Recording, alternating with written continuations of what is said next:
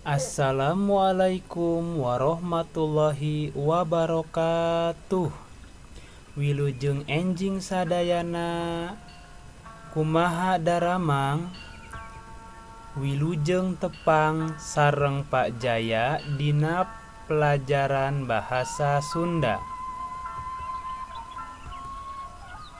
Dinten ieu urang bade belajar ngeunaan mengenal huruf abjad dan angka dalam bahasa Sunda. Tujuan pembelajaran, siswa dapat menyebutkan huruf abjad dan angka dalam bahasa Sunda dengan benar dan mempraktekannya dengan percaya diri, serta menambah kosakata dalam bahasa Sunda. Huruf abjad.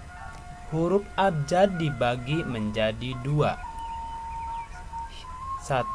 Huruf konsonan atau huruf mati. Huruf konsonan dalam bahasa Sunda sama dengan huruf konsonan dalam bahasa Indonesia. Hurufnya ada 21, yaitu B, C, D, F, G, H, J, K, L, M, N, P, Q, R, S, T, V, W, X, Y, Z. 2. Huruf vokal. Huruf vokal dalam bahasa Sunda ada 7, yaitu A, I, U, E, O. Contoh penggunaan dalam kata sapoe, wilujeng, meter. Angka.